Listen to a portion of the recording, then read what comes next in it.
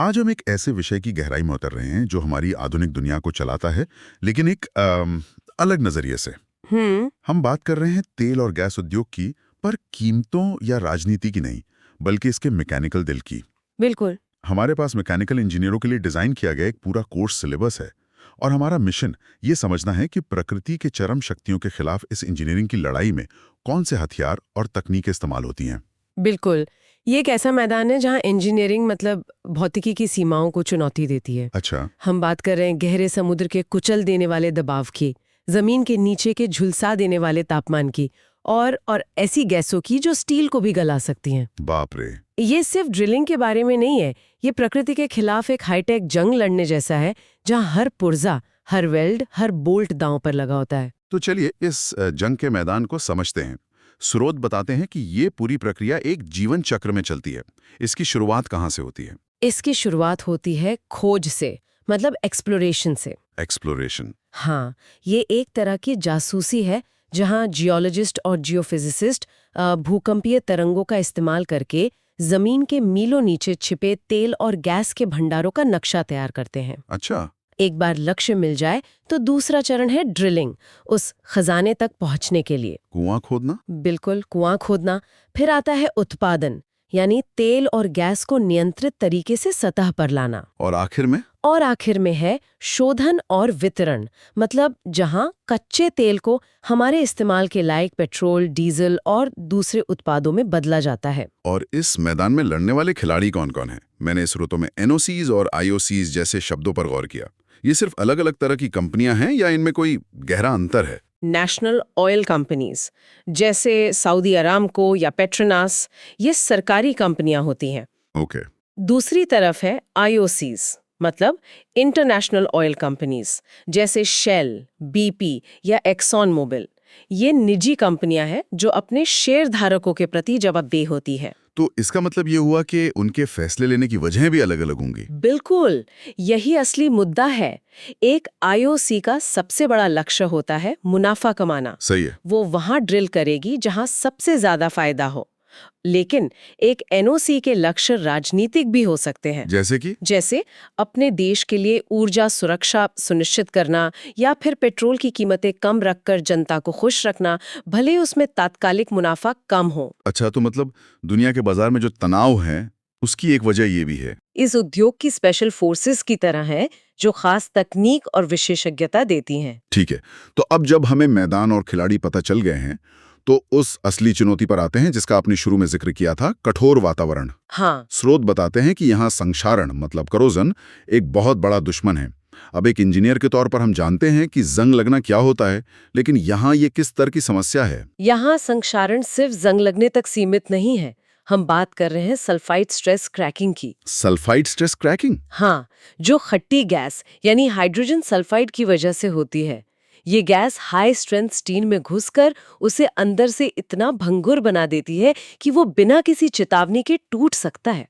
या फिर सोचिए गहरे समुद्र के बारे में, जहां खारा पानी एक बैटरी की तरह काम करता है, जिससे गैल्वेनिक संक्षारण शुरू हो जाता है। ये एक खामोश दुश्मन है जो लगातार आपकी मशीनों को खा रहा होता है। तो जाहिर है कि आप सामान्य स्टील का इस्तेमाल तो नहीं कर सकते। इस दुश्मन से लड़ने के लिए आपके कवच क्या हैं? ये कौन सी सुपर सामग्रियां हैं? इसके लिए हमें खास मिश्र धातुओं की जरूरत पड़ती है, जैसे इनकोनेल। इनकोनेल? हाँ, ये निकल क्रोमियम पर आधारित एक सुपर अलॉय है और भयानक गर्मी और संक्षारण दोनों को एक साथ झेल सकता है। या फिर ड्यूप्लेक्स स्टेनलेस स्टील। और अब तटीय प्लेटफॉर्म पर जहां वजन कम करना जरूरी है, हम अब फाइबर प्रबलित कंपोजिट जैसे नए मटेरियल भी इस्तेमाल कर रहे हैं। ये तो कमाल की हैं, लेकिन इनसे जो विशाल संरचनाएं बनती हैं जैसे अपतटीय प्लेटफॉर्म, वो अपने आप में एक अलग कहानी है। स्रोत बताते हैं कि ये दो तरह के होते हैं, स्थिर और तैरते हुए। हाँ, इनमें फर्क पानी की गहराई का है। कम गहरे पानी में, मान लीजिए 300-400 मीटर तक, हम स्थिर प्लेटफॉर्म बना सकते हैं जिनकी नींव सीधे समुद्र तल पर टिकी होती है, जैसे कोई इमारत हो। बिल्कुल। लेकिन जब आप मेक्सिको की खाड़ी या ब्राजील के तट से दूर जाते हैं, जहां गहराई किलोमीटरों में होती है, वहां इतनी लंबी नींव बनाना नामुमकिन है। तो वहां आप क्या करते हैं? एक तैरता हुआ शहर बनाते हैं? लगभग वैसा ही कुछ। हम एफपीएसओ जैसी तैरती हुई इकाइयों का इस्तेमाल करते हैं। FPSO? Floating production, storage and offloading. जरा कल्पना कीजिए, ये एक विशाल जहाज है जो एक ही जगह पर टिका रहता है। ये समुद्र तल से तेल निकालता है, उसे प्रोसेस करता है, स्टोर करता है और फिर टैंकर में ऑफलोड भी कर देता है। एक ही जहाज में सब कुछ। हाँ, एक ही जहाज में एक पूरी रिफाइनरी जो भयंकर तूफानों और 50 फुट ऊंची लहरों के बीच भी अपना काम करती रहती है। प्रकृति की इन चरम चुनौतियों से लड़ने के लिए इंजीनियरों ने जरूर कुछ खास हथियार भी बनाए होंगे। स्रोतों में दो बहुत दिलचस्प नाम आते हैं, ब्लो आउट प्रिवेंटर और क्रिसमस ट्री। बिल्कुल, ये हमारे सबसे जरूरी सुरक्षा कवच हैं। ब्लो आउट प्रिवेंटर या बीओपी कुएं के मुंह पर लगा एक विशाल वॉल्व सिस्टम है। ये हमारी आखिरी रक्षा पंक्ति है। आखिरी रक्षा पंक्ति? हाँ, अगर ड्रिलिंग के दौरान दबाव अचानक बेकाबू हो जाए तो यही बीओपी कुएं को पूरी तरह से सील करके एक भयानक विस्फोट को रोकता है। इसमें कई परतें होती हैं, जैसे एनुलर बीओपी और रैम बीओपीस, जो कैंची की तरह पाइप को काट कर ही बंद कर देते हैं। ये तो बहुत जरूरी लगता है।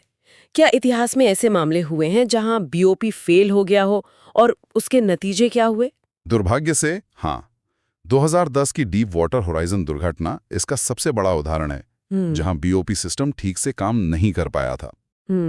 उस हादसे से हमने बहुत कुछ सीखा और अब बीओपी की टेस्टिंग और मेंटेनेंस के नियम बहुत ज्यादा सख्त हो गए हैं।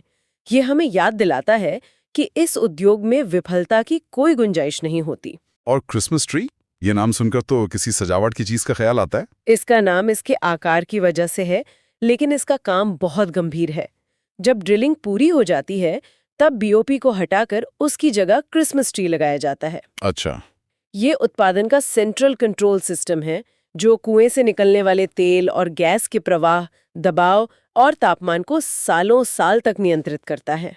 इतनी जटिल और जरूरी मशीनरी जो समुद्र के बीच में मीलों दूर लगी है, उसकी सेहत का ध्यान कैसे रखा जाता है? आप हर महीने उसे खोलकर तो नहीं देख सकते। नहीं, बिल्कुल नहीं। यहीं पर प्रिडिक्टिव मेंटेनेंस का जादू काम आता है। मतलब भविष्यवाणी करना। एक तरह से हम इंतजार नहीं करते कि कोई चीज खराब हो, हम पहले से ही उसके बीमार पड़ने के संकेत पकड़ लेते हैं। इसकी एक सबसे दिलचस्प तकनीक है कंपन विश्लेषण। Vibration analysis. हाँ, हर घूमने वाली मशीन, चाहे वो पंप हो, कंप्रेसर हो या टरबाइन, एक खास तरह का कंपन पैदा करती है जो उसकी सेहत का सिग्नेचर होता है। मतलब आप मशीन की दिल की धड़कन सुनते हैं? बिल्कुल। एक अनुभवी इंजीनियर सिर्फ कंपन के डेटा को देखकर बता सकता है कि हजारों आरपीएम पर घूमने वाले टरबाइन के ब्लेड में एक छोटा सा क्रैक आ रहा है या पंप का एम्पेलर हल्का सा घिस गया है। अच्छा। ये किसी मशीन के फेल होने से हफ्तों या महीनों पहले उसकी भविष्यवाणी करने जैसा है, जिससे हम एक बड़ी दुर्घटना और करोड़ों के नुकसान को टाल सकते हैं। आगे बढ़ते हुए स्रोतों में एक शब्द बार बार आया जिसने मुझे सबसे ज्यादा आकर्षित किया, डिजिटल ट्विन्स। ये किसी साइंस फिक्शन फिल्म जैसा लगता है। ये साइंस फिक्शन से हकीकत बन चुकी तकनीक है।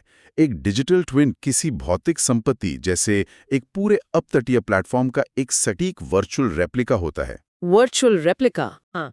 पर ये सिर्फ एक 3D मॉडल नहीं है, बल्कि ये एक जीता जागता मॉडल है जो असली दुनिया में लगे हजारों सेंसर से रियल टाइम में डेटा लेता है। जब मैंने डिजिटल ट्विन्स के बारे में पढ़ा तो मेरे मन में सवाल आया, ये तो सुनने में बहुत अच्छा लगता है, लेकिन क्या ये वास्तव में उतना ही सटीक है? क्या सेंसर की खराबी या गलत डेटा इसे बेकार नहीं बना सकता? ये एक बहुत ही जरूरी सवाल है और डेटा की क्वालिटी ही सब कुछ है। इसीलिए डेटा क्लीनिंग और सेंसर वैलिडेशन इस तकनीक का एक अहम हिस्सा है। ओके। सिस्टम में ऐसे एल्गोरिदम होते हैं जो खराब डेटा को पहचान कर उसे नजरअंदाज कर देते हैं। लेकिन इसका फायदा ये है कि एक इंजीनियर ह्यूस्टन में बैठकर नॉर्वे के पास समुद्र में चल रहे एक कंप्रेसर के डिजिटल ट्विन पर सिमुलेशन चलाकर देख सकता है, बिना किसी जोखिम के। बिल्कुल, बिना किसी जोखिम के प्रयोग करने और सिस्टम को बेहतरीन तरीके से चलाने की आजादी। और रोबोटिक्स के बारे में क्या रोबोट इंसानों की जगह ले रहे हैं, खासकर खतरनाक कामों में? बिल्कुल, और ये सुरक्षा और दक्षता दोनों के लिए एक बहुत बड़ा कदम है। मैं एक बार एक प्लेटफॉर्म पर थी जहां हमें एक सबसी पाइपलाइन का निरीक्षण करना था। पहले इसके लिए गोताखोरों को खतरनाक गहराई में भेजना पड़ता था, बहुत जोखिम था।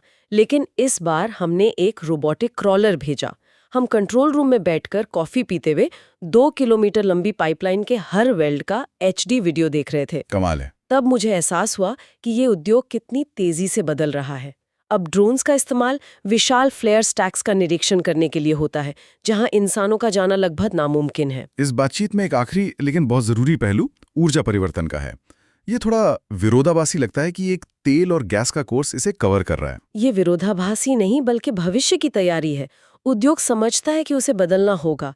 इसमें कार्बन कैप्चर एंड स्टोरेज यानी CCS जैसी तकनीकें शामिल हैं। Carbon capture. हाँ, इसका सिद्धांत ये है कि आप बिजली संयंत्रों से निकलने वाली CO2 को हवा में छोड़ने के बजाय उसे पकड़े, कंप्रेस करें और फिर उसे जमीन के नीचे खाली हो चुके तेल के भंडारों में हमेशा के लिए स्टोर कर दें। और हाइड्रोजन की भी बात हो रही है ना? हाँ, ब्लू हाइड्रोजन और ग्रीन हाइड्रोजन भविष्य की ऊर्जा के बड़े स्रोत माने जा रहे हैं। ब्लू और ग्रीन। ब्लू हाइड्रोजन प्राकृतिक गैस से बनाया जाता है और जो CO2 निकलती है उसे CCS से कैप्चर कर लिया जाता है। और ग्रीन हाइड्रोजन तो और भी साफ है, जिसे पानी को अक्षय ऊर्जा का उपयोग करके तोड़ा जाता है। अच्छा। तेल और गैस उद्योग के पास पाइपलाइन और विशाल परियोजनाओं की जो विशेषज्ञता है, वही इन नई तकनीकों को बड़े पैमाने पर लागू करने में काम आ रही है। तो इस पूरी बातचीत को समेटते हैं, हमने उद्योग के जीवन चक्र से लेकर सुपर अलॉय, तैरते हुए शहरों और डिजिटल जुड़वाओं तक का सफर तय किया। ये साफ है कि ये सिर्फ जमीन में छेद करने से कहीं ज्यादा है। ये भौतिकी, रसायन विज्ञान और डेटा विज्ञान की सीमाओं को आगे बढ़ाने का मैदान है। यहाँ नवाचार मजबूरी से पैदा होता है, क्योंकि जब आप पृथ्वी की सबसे कठोर परिस्थितियों का सामना कर रहे होते हैं, तो साधारण समाधान काम नहीं करते। श्रोताओं के लिए एक आखिरी विचार छोड़ जाते हैं। आज हमने जिस अविश्वसनीय इंजीनियरिंग प्रतिभा की बात की, जो हमें समुद्र के नीचे मीलों तक ड्रिल करने की क्षमता देती है, वही प्रतिभा अब कार्बन को पकड़ने और हाइड्रोजन बनाने जैसी समस्याओं को हल करने में लग रही है।